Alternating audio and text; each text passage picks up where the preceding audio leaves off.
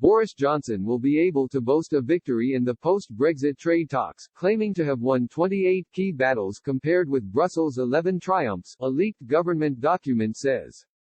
A historic deal on the UK's future trading relationship with the EU has been struck on Christmas Eve, a week before the end of the Brexit transition period. Downing Street said, "We have got Brexit done and we can now take full advantage of the fantastic opportunities available to us. It comes after months of sometimes bitter talks in Brussels. The deal will preserve tariff-free EU-UK trade for goods.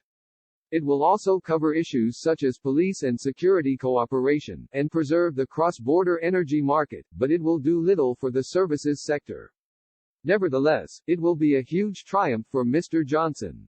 According to a leaked government document, the UK has 250 times more victories than the EU. The paper, drafted as part of the government's attempt to sell the deal to Eurosceptic MPs, claims David Frost's negotiators got their way on 43% of the major issues, compared with 17% for the EU's Michel Barnier, with 40% of the treaty being a balanced compromise.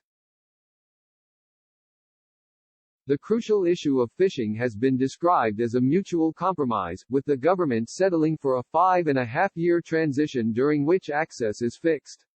However, a Downing Street insider has claimed, even before the end of the transition period we will take back control of 130,000 tons a year, enough to stretch to the South Pole and back. After that we can fish and eat every damn fish in our waters. Despite the doubts over some of the victories, the document illustrates the scope and value of the trade deal to the government and areas where Lord Frost's team did achieve their negotiating goals.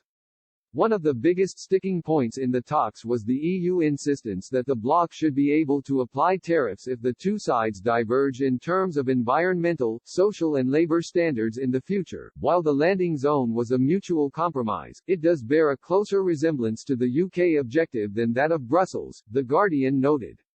The government had merely wanted a reflection point in the future where the two sides could discuss upgrading the basic minimum below which neither could go. The government document states, the UK rejected the EU's asks for an equivalence mechanism, and instead secured a review and rebalancing clause which allows either side to initiate a formal review of the economic parts of the deal, including the level playing field provisions, and update the balance of the agreement over time.